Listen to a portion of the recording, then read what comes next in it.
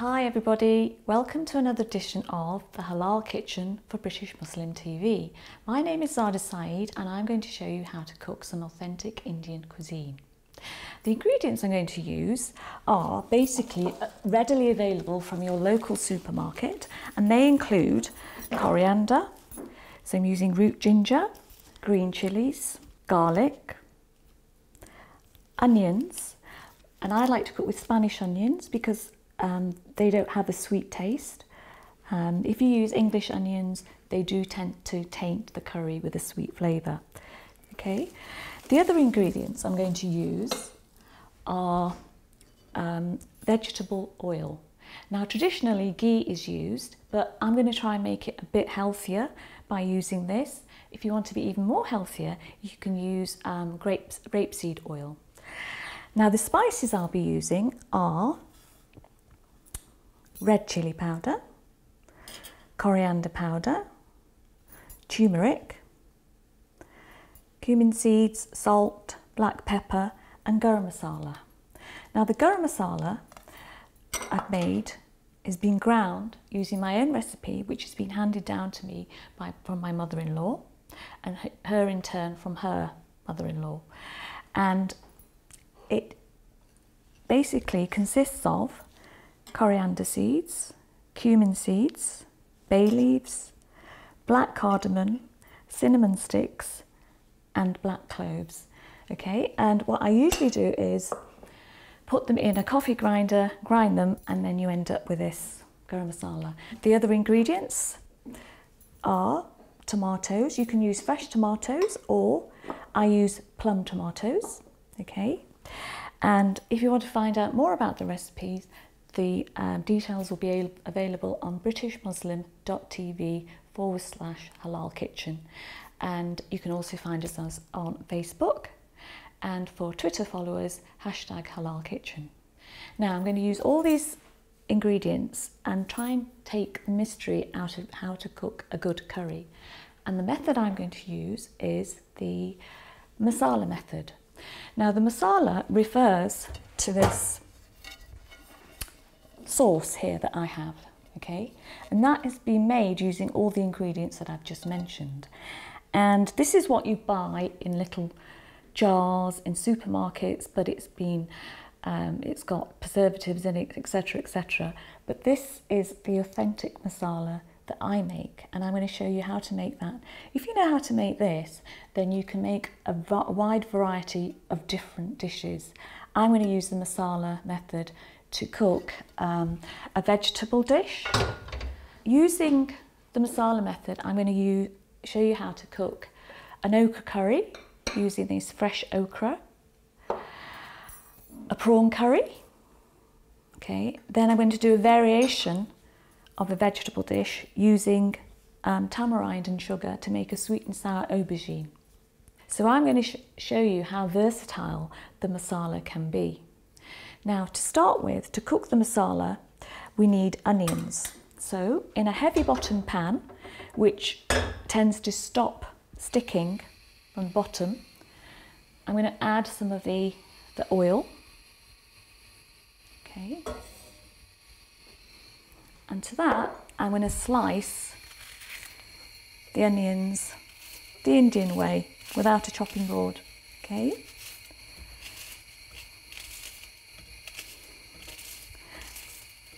Of course, you can use a chopping board, you don't have to do it this way. For the masala, you need about 2 to 3 onions, and basically you cook these on a low heat and let them become sort of a golden brown. So you basically sweat them until they're about the golden brown. Okay, so in go all the onions, and to the onions I'm going to add the cloves. Okay, in go the cloves. Basically you cook that on a high heat to get it going. Okay, put a lid on it, and after about 30 to 40 minutes you'll get that. Okay, can you see how the onions have become mushy and slightly golden brown? This I'm going to convert into the masala now. Okay, so put the heat on. So the onions at this stage can be frozen. So you can make a load, stick them in the freezer. So this is now going to be converted into the masala, and in order to do that, I'm going to grate some fresh root ginger into the onions. Okay, and then I'm going to start adding the spices. So we have some chili powder, some ground coriander,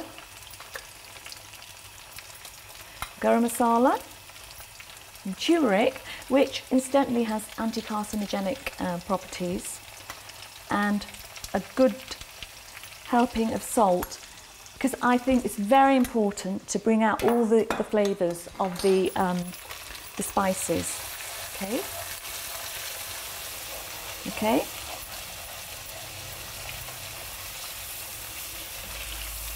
Right, and to the onions, I'm going to add a plum tomato with some juices. This adds the colour to the masala, and also it gives it a slight tang. So even if your onions are slightly sweet, this will balance it out. So basically we just brown that off until it's a bit more mushy. So as you can see, we're getting very close to making the masala, which I showed you at the beginning. And then after 2 to 3 minutes, you can see that the masala is ready. And you can add to that anything you wish. Now, to the first masala that I've prepared here, I'm going to add some okra. Now, a tip with cooking okra is to wash them while they're still whole before topping and tailing them, because what happens is horrible mucousy stuff comes out, and then when you cook them, more of it comes out and it becomes very mushy and sticky and unedible. I'm going to take the stem off and then add them into the masala. Okay.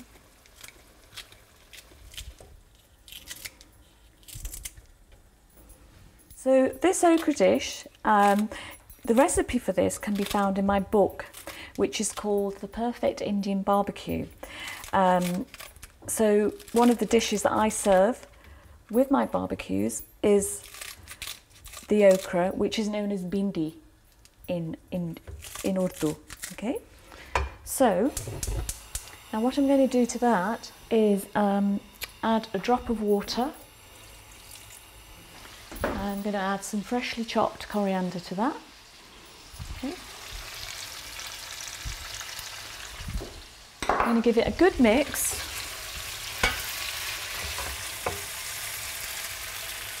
And once it's cooking, I'm going to put a lid on it and turn it to a low heat, and that should be cooked in about 5 minutes. And that's one dish ready. Okay. In the meantime, as you can see, the onions that I put on earlier to form the base of the masala are sweating away, okay, and becoming mushy. This takes about 30 to 40 minutes. So they need a bit longer, so I'm going to just put them on. Okay. I'm going to give another stir to the okra. You find that they are almost done. So now to the other masala, I'm going to show you how to make a prawn curry. So to this masala, I'm going to add some prawns, lovely juicy tiger prawns, my favourite. Okay.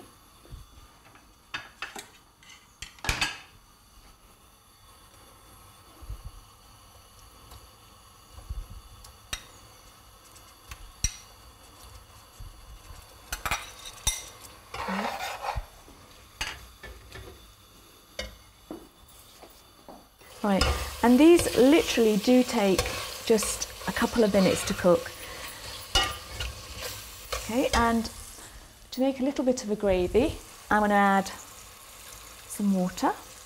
And to the prawns, I'm going to add some red and green peppers to make the dish look really vibrant and colourful. Okay, so in with the peppers.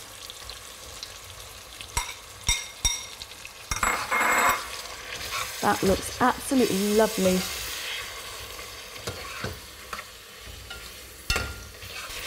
So the prawns are becoming pinker, which means that they're almost done. And to give this dish an extra kick, I'm going to add whole green chilli. Okay. And because it's nearly done now, I'm going to garnish with the coriander. In with the coriander. Okay. So if you have a look now, you can see that all the opaqueness of the tiger prawns is gone, and they're pink, so that means that they're done.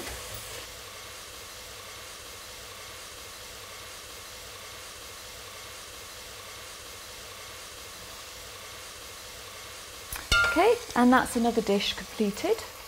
Turn off the heat.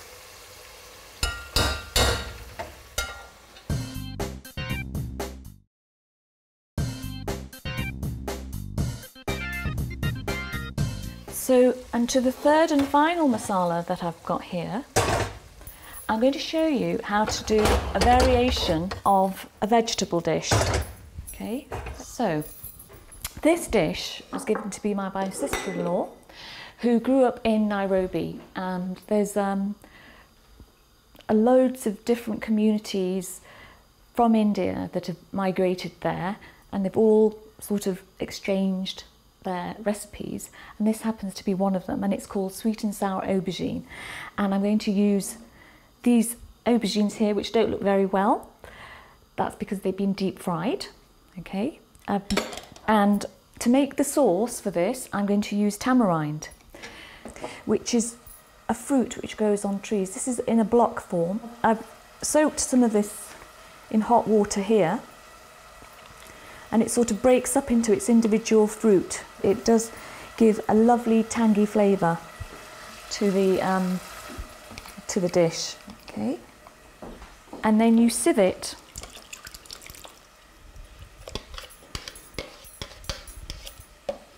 Okay, and collect all the juice.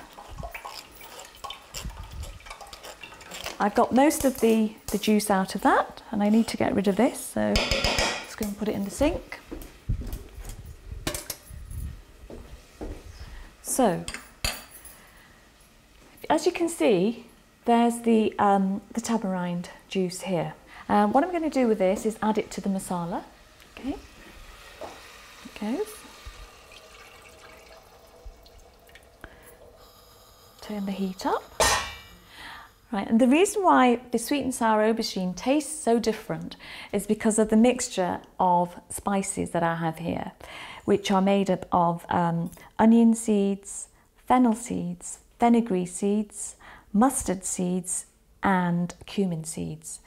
And these give a very distinct flavour to the dish. And I'm going to add these to the masala.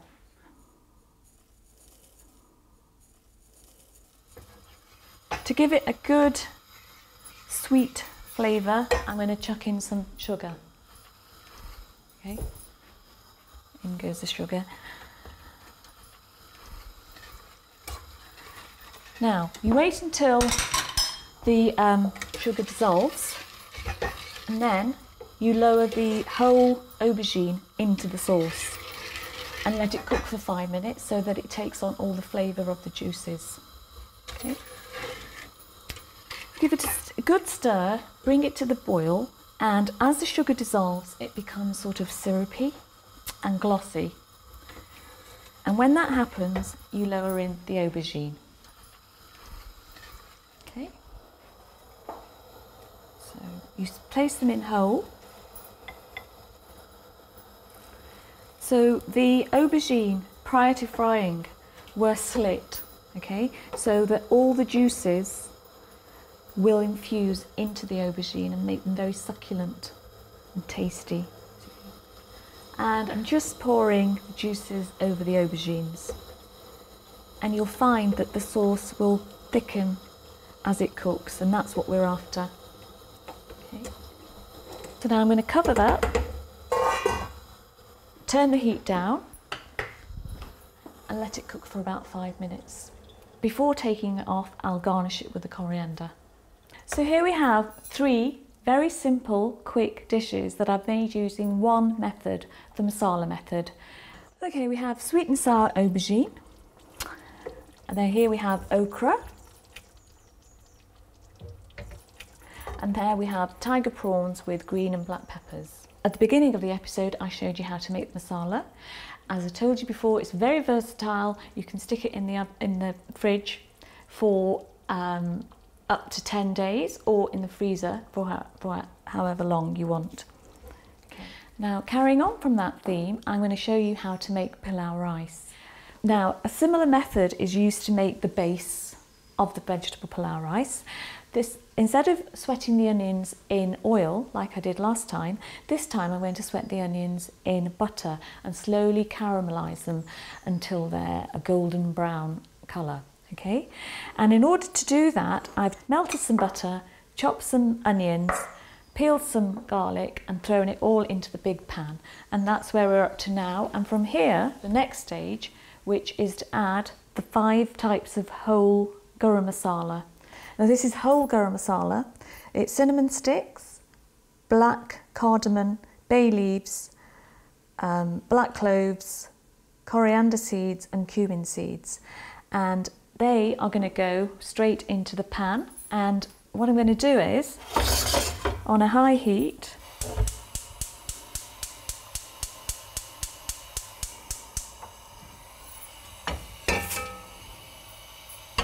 roast those off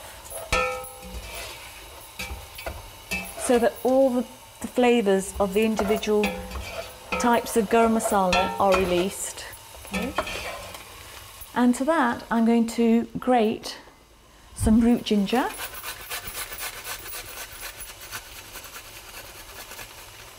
okay, give it a good stir,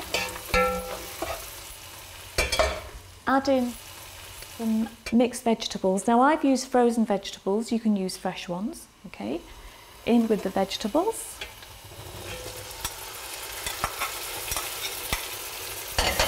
Good stir.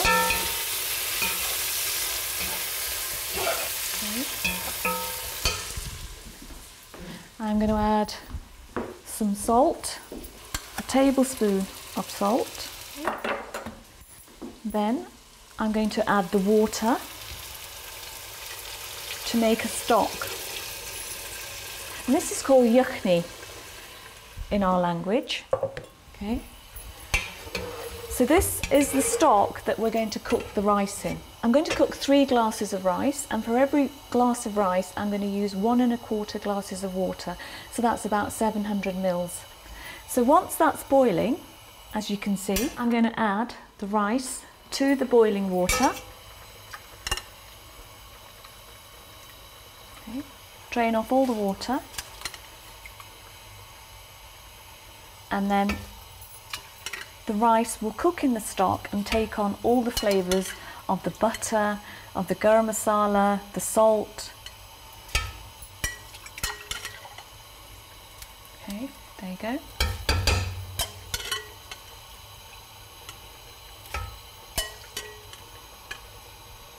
Now as the rice cooks, it absorbs the water and starts becoming fluffy.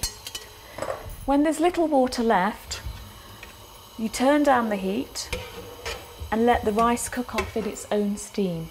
Okay, it's nearing the stage where I'm going to turn the heat right down and let the rice cook in its own steam and juices on a very low heat, and this is called dum. And now you can see that the water has nearly disappeared. Okay, now I'm going to put the lid on, turn down the heat even lower, and from now on you don't stir it, you just let it cook in its own steam, and that should take about 10 to 15 minutes. Okay, so then that will be done and ready to serve with the curries. Okay, the dishes are now ready to be served. Okay, First of all, I think I'll dish out the vegetable palau rice. Okay. And so the aim was to have the rice all fluffy and not a mush, as you can see.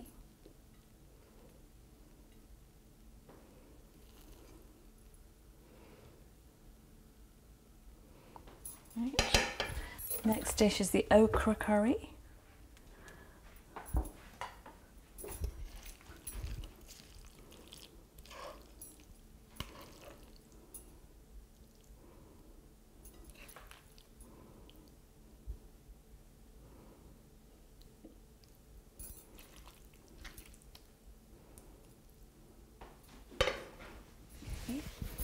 I'm just going to use the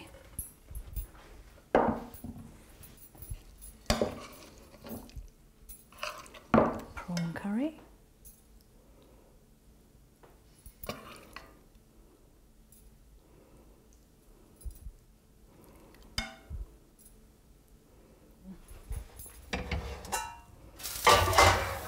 The aubergine.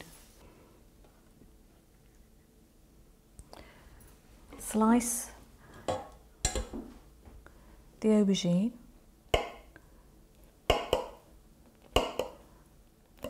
and then fan it out.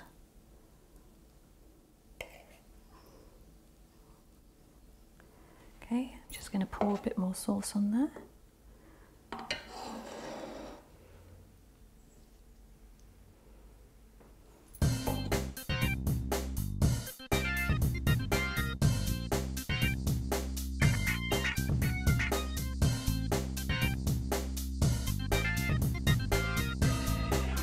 And now to taste. Absolutely delicious, even though I do say so myself. Now, if you'd like to cook all this lovely food and you haven't been taking notes, then please check out our website, britishmuslim.tv/halal kitchen, where you'll be able to see all the recipes that I've been cooking with today. Thank you for watching me today, and see you again soon on Halal Kitchen. Bye.